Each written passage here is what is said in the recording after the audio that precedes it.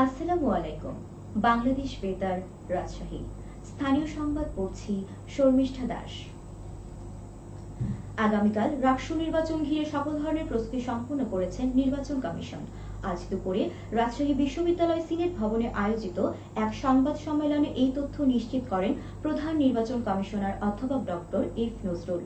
নির্বাচন কমিশনের দেওয়া তথ্য মতে রাকসু সিনেট ও হল সংসদ নির্বাচনের 283টি পদের বিপরীতে প্রতিদ্বন্দ্বিতা করছেন মোট 860 জন প্রার্থী। রাকসুর 23টি পদের বিপরীতে 305 জন, সিনেটের 5টি পদের বিপরীতে 58 জন এবং 17টি হলের প্রত্যেকটিতে 15টি পদের বিপরীতে 555 জন প্রতিদ্বন্দ্বিতা করছেন। 28,901 জন ভোটারের মধ্যে 39.1% ছাত্রী এবং 60.9% ছাত্র। নির্বাচন কমিশনার জানায়, সকাল 9টা থেকে বিকাল 4টা পর্যন্ত ভোট গ্রহণ অনুষ্ঠিত হবে।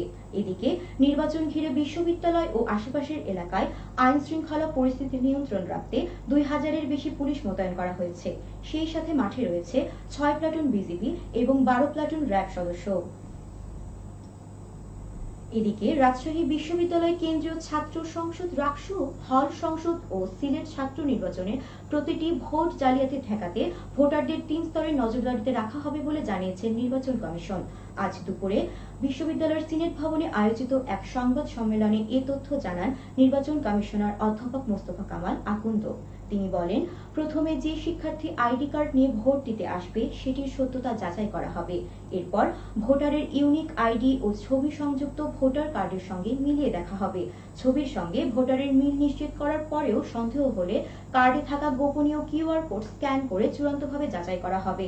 তিনি এই প্রক্রিয়াকে 3 ডাইমেনশনাল সিকিউরিটি বা 3D হিসেবে উল্লেখ করেন। এদিকে প্রতিটি ভোট কেন্দ্রের সিসি ক্যামেরার আওতায় আনা হয়েছে বলে জানিয়েছেন নির্বাচন কমিশন।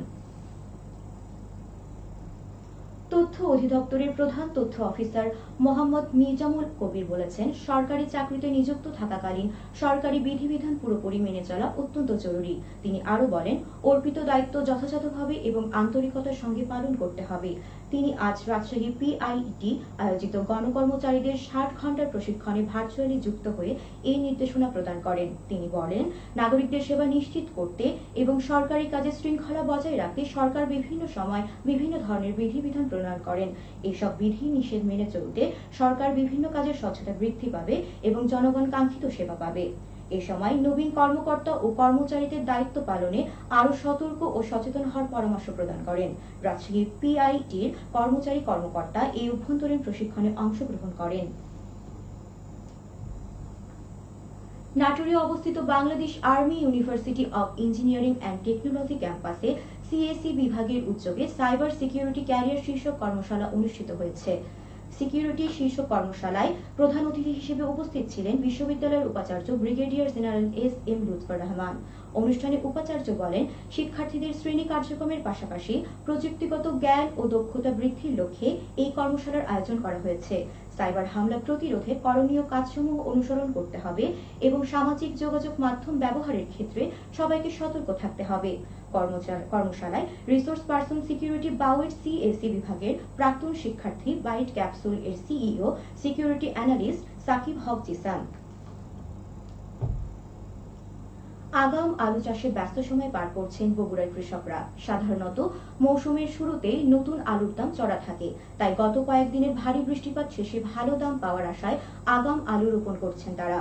জেলা কৃষি সম্প্রসারণ অধিদপ্তর সূত্রে জানা যায়, চলতি বছর বগুড়ায় 2250 হেক্টর জমিতে আগাম আলু চাষের লক্ষ্যমাত্রা নির্ধারণ করা হয়েছে।